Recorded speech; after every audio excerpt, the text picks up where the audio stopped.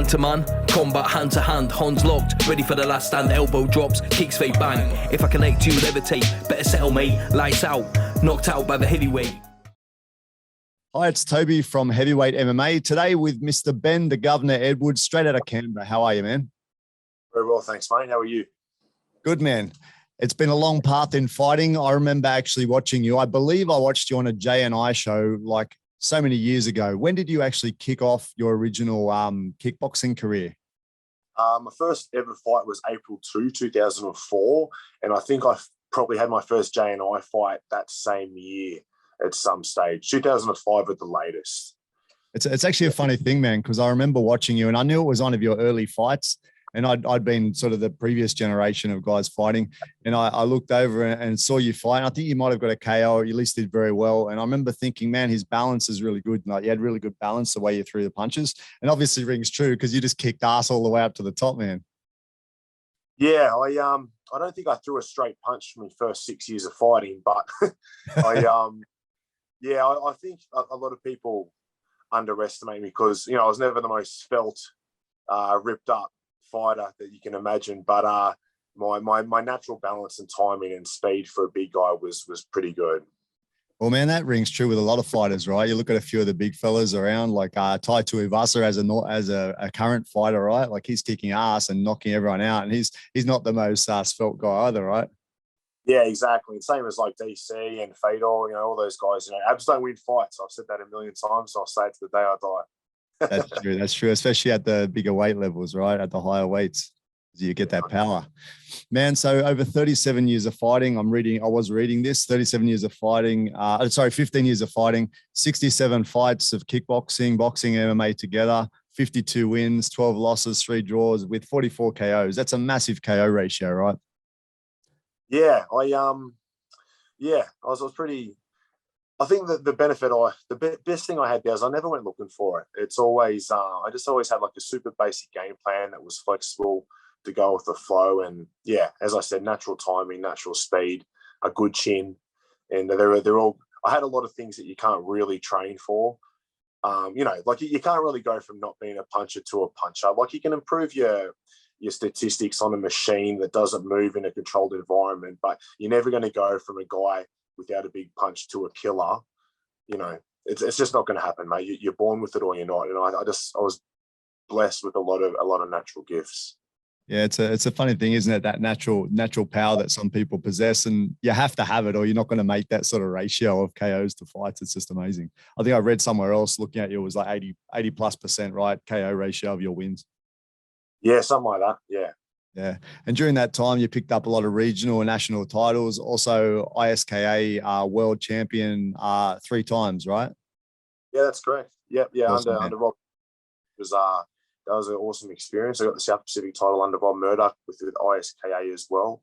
And that was just magic when I got my first world title. I was stoked. Awesome, man. A long, tempestuous career, man, fighting in 12 countries. Some of those highlights: Tokyo Dome, Japan, obviously that's a massive one, Madison Square Garden in the United States, Netherlands, Romania, Serbia, New Zealand, Australia. Some great traveling amongst that, right? Yeah, it was awesome, mate. You've done your research. I'll give you credit. Usually people mess some of this stuff up. You've been bang on so far. Mate, it was awesome, mate. I was never really financially motivated, man. I just wanted to fight. I think, I was a pretty insecure kid, the chubby kid. And, fighting really, really helped me develop into an adult. And, you just get so just culturally aware, when you travel the world. And, I met all my heroes and I fought some of them. So it was the whole journey overall was just a really beautiful experience.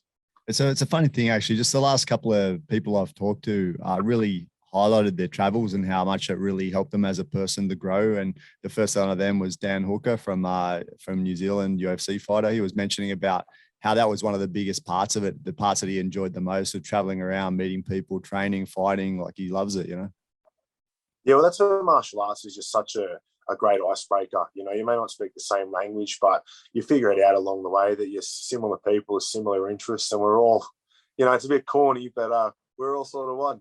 We're all the same thing. We just come from a different patch of dirt.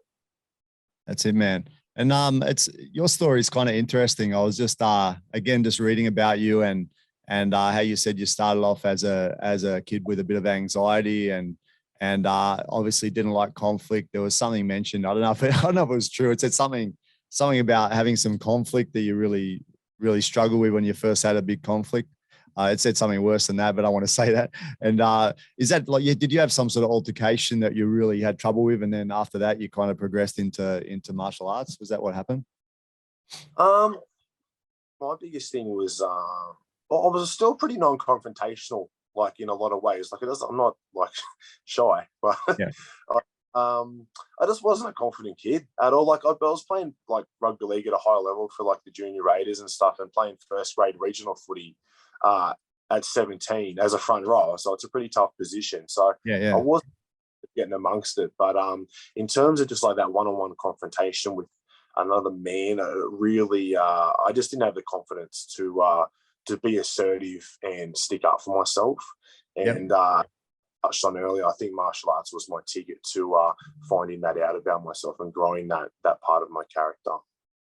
Yeah, man, you must have had a certain amount of confidence just from that contact in the league anyway, right? Did I read that you had 400 games or something like that? Is it 400 games? A lot of games, man. You would have had some sort of natural level of confidence, and obviously it was coming out in your fights as well. But maybe that's not like this. Maybe there's a couple of different levels of confidence. Yeah.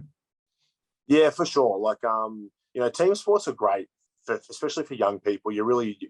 You obviously learn how to work as a team and take ownership over mistakes, because you're not just letting yourself down and all that sort of thing.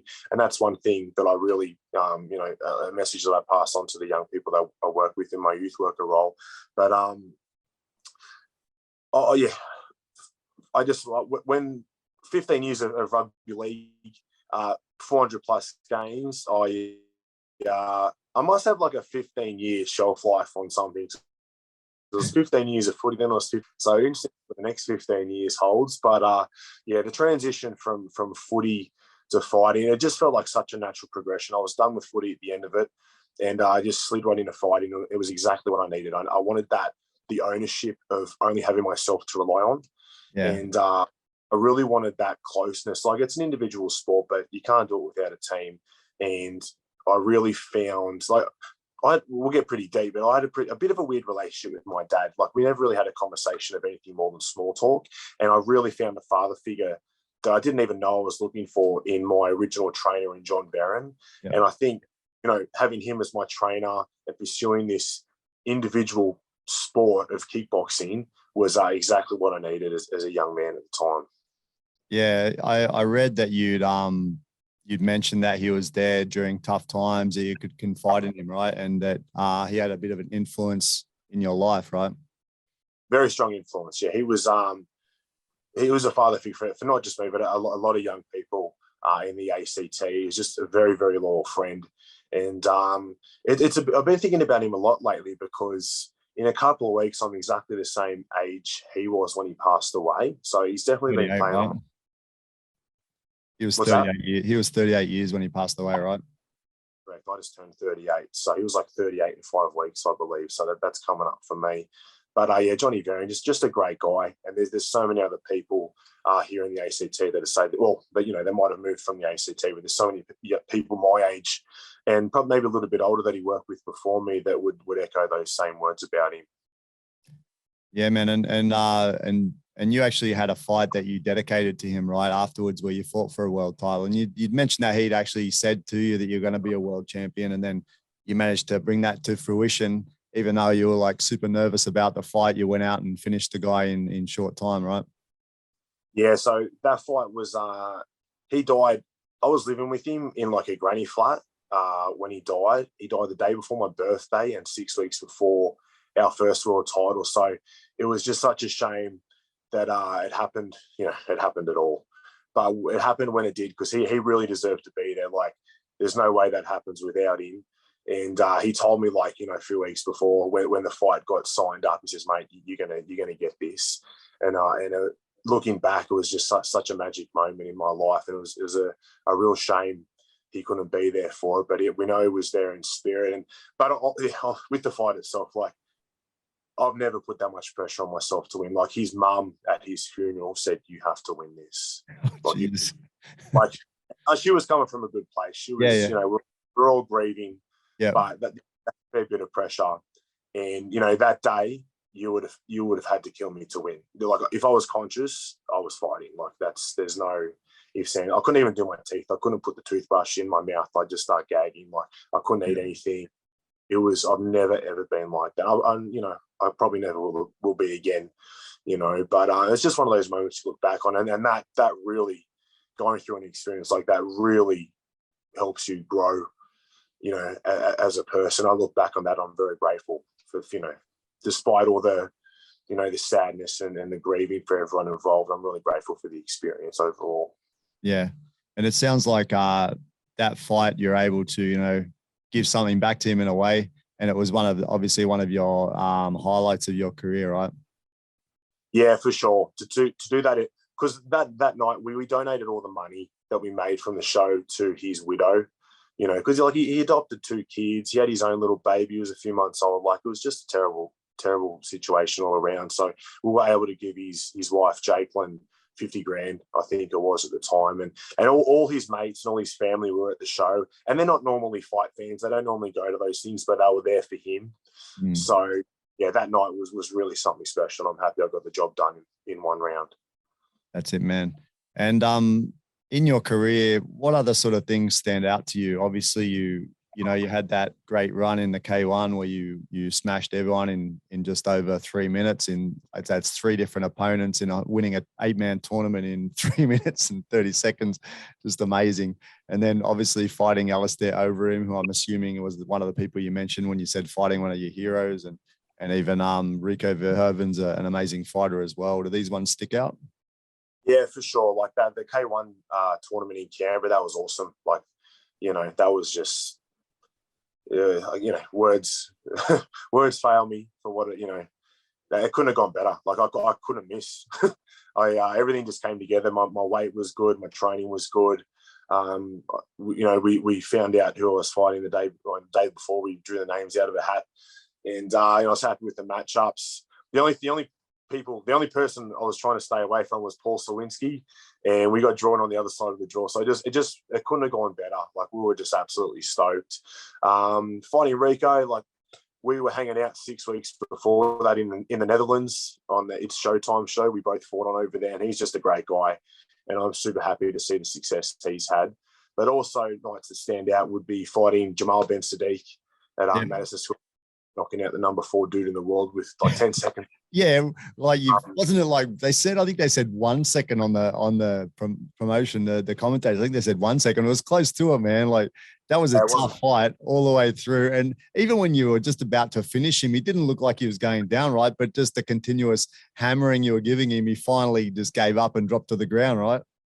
Yeah, it was a funny one, Matt, because that was the first fight where I really figured out my style is always suited fighting taller people than me better. So I like to get on the inside and mix it up, and that doesn't really go well with shorter dudes. But with him, as soon as I started going to the body, I saw his hands drop in. I'm like, oh, okay, well, here's my shot. But it was just everything. Like New York's awesome. I'm not a big city guy, but New York's awesome. But I was so stressed that day as well because they lost all my luggage. That's why I look like I'm grimacing the whole fight because I was wearing like a $2 mouth guard I bought that day. I can see you doing like you're growling at him or something. And I had my trainer shorts on, which are like a medium, so they look like hot pants. It was a disaster. But the actual fight itself was awesome. And, in all honesty, that was probably my biggest win.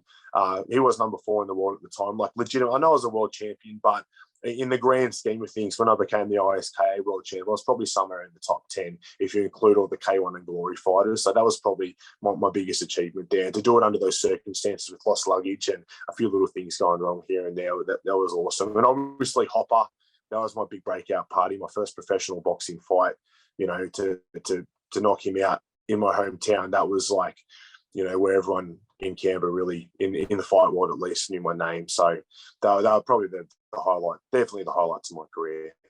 Yeah, that KO over Hopewadi. I mean, Hopewadi's been known in just general public. Anyone that knows League has known him forever, right? And then You know, he's a little bit of a bad boy, so people are so happy to see him get knocked out. Your name just would have suddenly shot to stardom, bro, in that fight, right? Yeah, well, we sort of stitched him up a little bit there because we showed him some footage of me, and I fought a fella called Eric Noosa, who's actually a great bloke. We fought twice. And when I fought Eric, I went on this crazy diet and I weighed like 100 kilos. And that's for me is like tiny. I'm like 130 lean at the moment. Yeah. And I was like fat. And Eric like dropped me twice. And so we ended up having a draw because it was a 3-round fight. And that's the footage that we showed Hopper. Hey, do you want to fight this skinny fat kid from Canberra? And we showed him the footage. He's like, yeah, sure, I'll fight him. And then by the time I came around, I put on like 10 kilos of muscle. I was training awesome. And so the guy that he jumped in the ring with wasn't really the guy that he thought he was going to jump in there with. So I actually like Copper. We hung out a little bit at another show in the years after the fight. I get along all right with him, man. So he's a bad fella. And, you know, he got in there and he didn't make any excuses, but it was definitely that night was crazy. Like that sold out. People were trying to get in, looking in through the windows at the venue and everything. Like that was just pure chaos.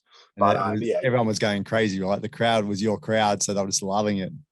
Yeah, it was insane. It was like the crowd was just electric, man. Like you just feel it. It was awesome.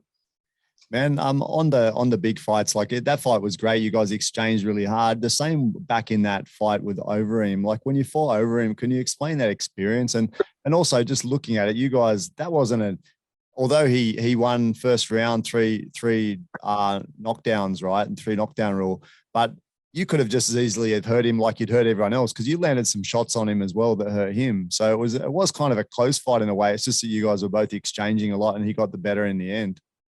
Yeah, look, he was, you know, I knew I was out of my depth. I flew that was in Korea. I flew there for a 30-second fight. I just said, I'm just going to go there. I'm going to throw bombs. And if he's still standing there after 30 seconds, I'll worry about it then. And he was still standing there and he knew what I was going to do. I think mentally I was just obviously out of my depth. And I didn't really land too much, to be honest. He just had to cover up and he knew there was going to be opening there for him somewhere. I feel like if we redid that, you know, a couple of years later, it'd be a very, very different fight. But, you know, he fought very smart. He knew what I was going to do. And, you know, it's arguable he was the scariest heavyweight fighter in the world that year in 2010. So I'm very proud of it. It still gets mentioned to me at least monthly. You know, here we are nearly 12 years later, still gets mentioned to me. So awesome experience, another fight that went viral and very grateful for it.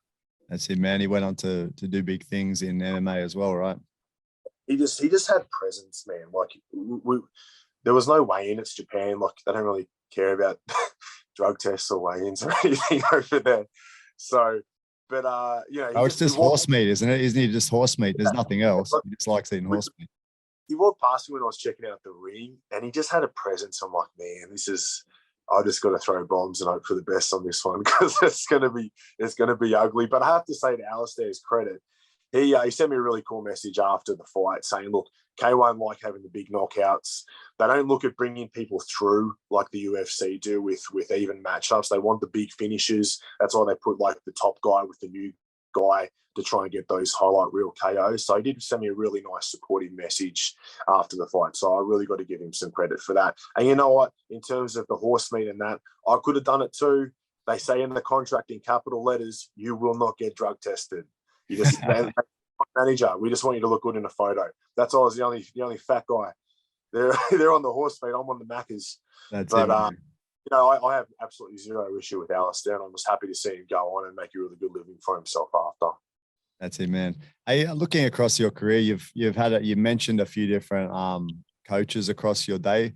Obviously, John Verrin, you mentioned Jamie, is it McCraig and Stuart McKinnon, Gary Hamilton, Alex Muchin, and Grappling with the Hill Brothers, Epic Jiu-Jitsu. Can you talk a bit about like who's influenced your career through this time? Who's helped you with the different skill sets that you've learned? Well, I'd have to say from a mentality aspect, my original trainer, John Verrin, like he wasn't a technical trainer at all, but the mental side of things, like you were going to war with a mate, you know what I mean? Like we're just going to the game plan was just smash the guy. Like, it was just total bro science. You know, it wasn't like a technical breakdown or anything, but he got you in the right mindset to have, we're in this for a fight and we're going to go to the bitter end. So I got a little bit from every trainer, from like just the reliability and day in and day out. Jamie McQuaig was awesome. We did thousands of rounds together. He took over after John died. Like, he was John's 2IC for years. And Jamie was awesome. We traveled the world together as well. And he did an awful lot for me. He was just super reliable and always there. And Stu and Steve McKinnon as well. I did quite a few trips up the Castle Hill. And Stewie was in my corner for a few fights. And he was like, from a technical aspect, I really picked up a lot from him. That's where I really started becoming more of a technical fighter, as opposed to just this, you know, brawler with a good chin. And Gary Hamilton, he for my boxing was awesome. I think I went 4-1 under him. I could be wrong there. So I don't know. But he was great too. Like, that really trying to get he's got that real Olympic style of boxing, which wasn't my style at all. My style is very more professional. But he really got my footwork going, and just some basic boxing sort of, from a technical aspect, it was really good. And Alexei was like the full Russian professional style. He's the one who won me the Hopper fight, man. He ran through the game plan with me, which is just to jab his head off and throw the right hand when it's there. And that was the first fight I actually think I started throwing some straight punches.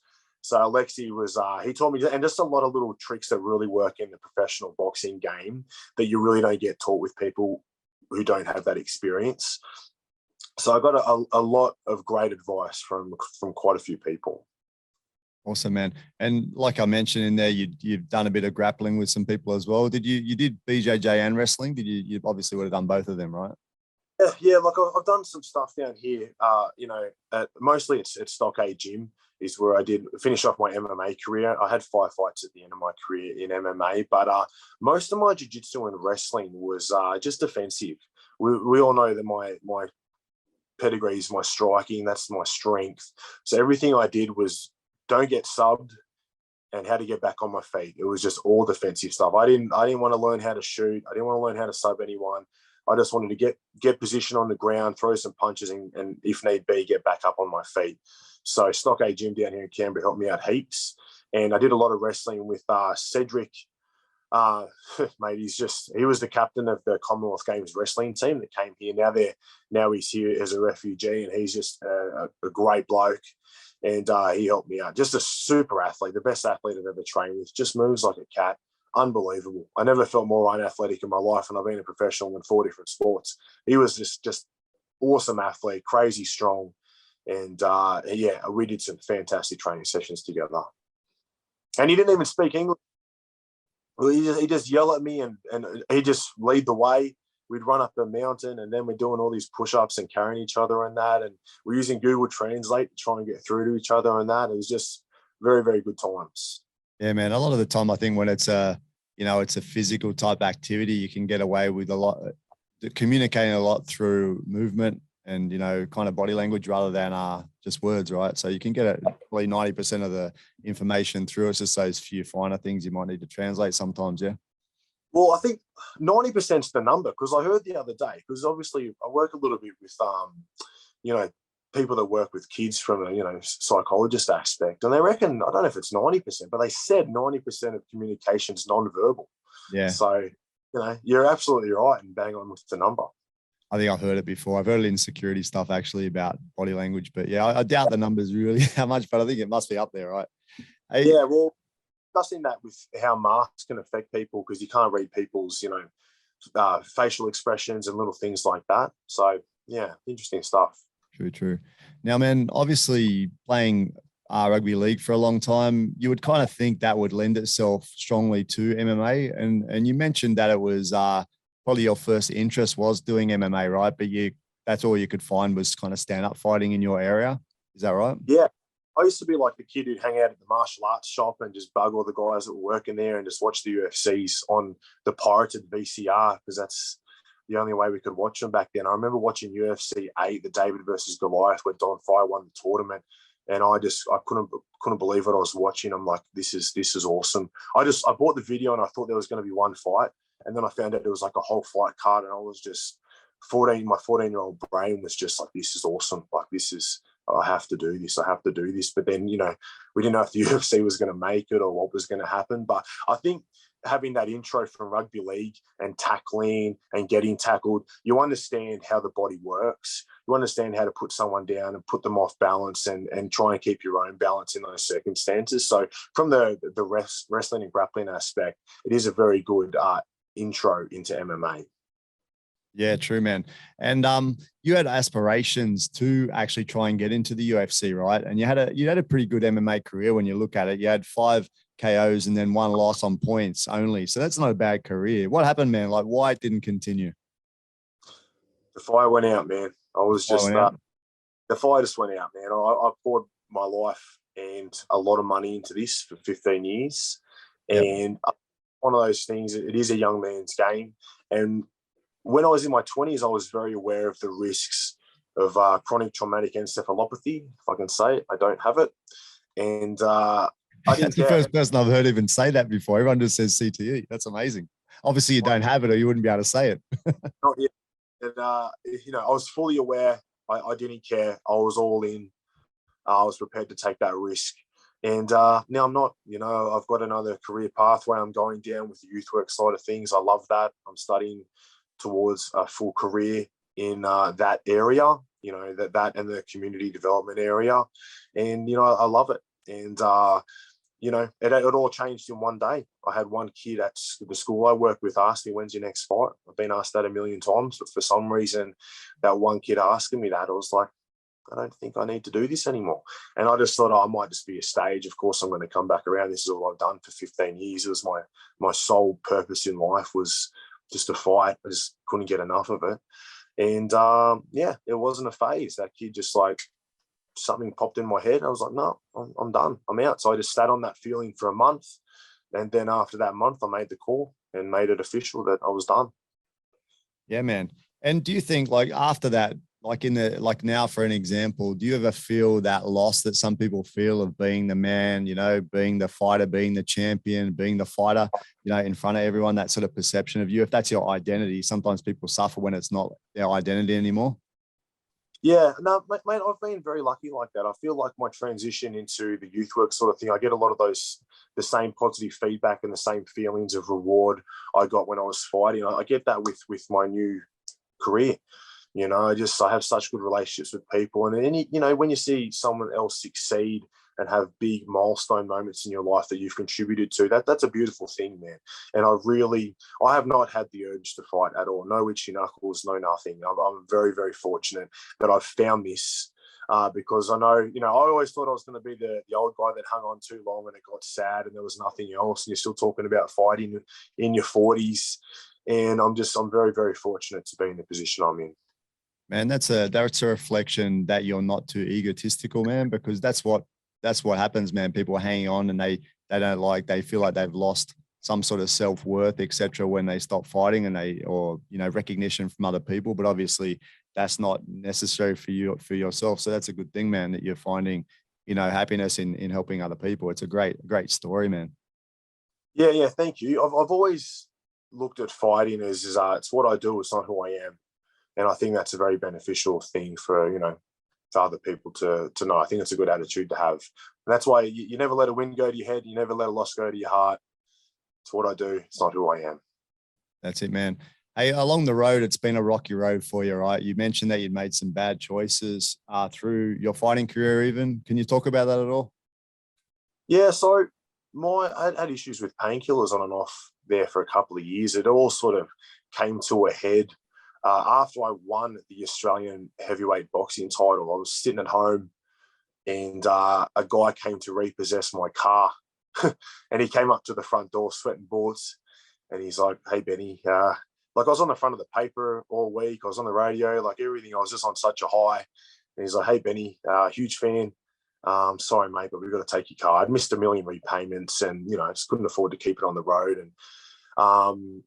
And when he repossessed the car, I'm just sitting at home, you know, I'm living with my mum, had no money. And I think it wasn't like a conscious decision at the time, but I think at that moment, that was my rock bottom. Like, I've put my life into this and I've achieved my goal. I'm the Australian heavyweight boxing champion and I'm in debt. I live with my mum.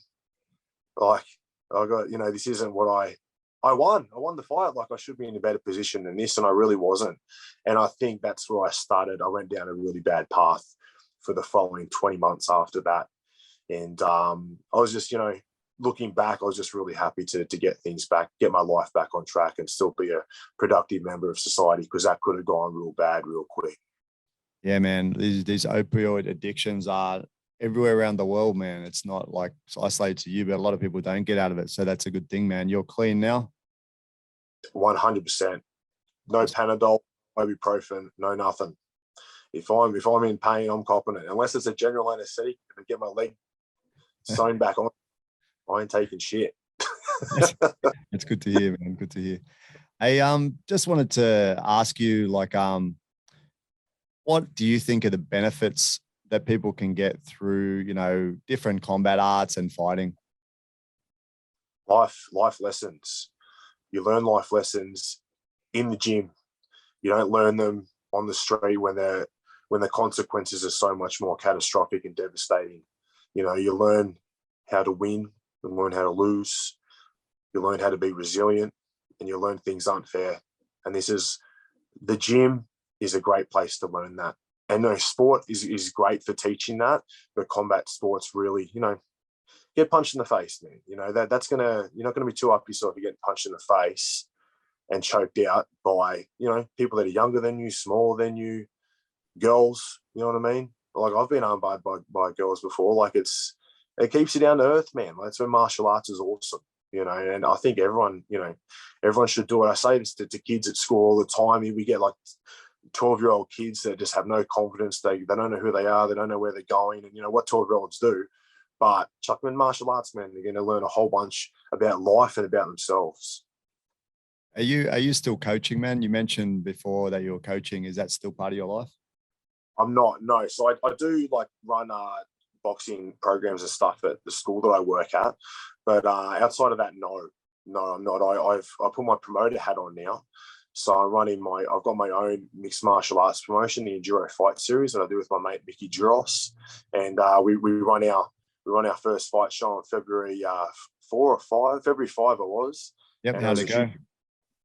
Huge success. It was awesome. We had to postpone twice with COVID, so it was obviously very stressful. I had a full head of hair when we started putting the card together, but now that's all gone. But no, we had some amazing people involved, and we've got a very good team, and we're looking forward to doing the next one. But I think that's where I scratch my itch in terms of coaching. I like training kids, man.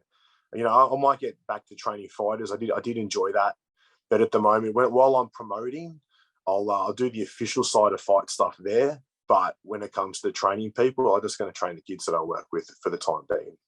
On the promoter side, man, it makes sense, right? Like, you've had the experience of traveling around and being right in the middle of it. You can see what's good, what's successful, what's not, how to work things and then fit it into your own sort of environments. That's great for you to get into that. Yeah. Yeah, well, that's where it's good that I'm with my business partner, because he's like very switched on with business. He's got an MBA, like he's all over it. And I never really was switched on with business at all. Everything I know about business, I learned from Mickey. So I can look at it from a fighter perspective, and he can look at it from a businessman perspective, and that's where we can meet in the middle, both bring our skills to the table, and come up with a very polished product at the end of it. So it's kind of the worst time to be kicking it off, though, right? Or not exactly the worst, but you're just getting through the worst of COVID.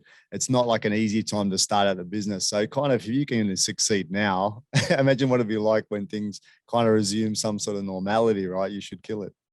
Yeah, mate, it sucked, because our first show was supposed to be September, and obviously that's when, COVID was just sort of, still hanging around. And then I was done. Like, I just told Mickey, I want to postpone. Let's go to 2029 and see what happens.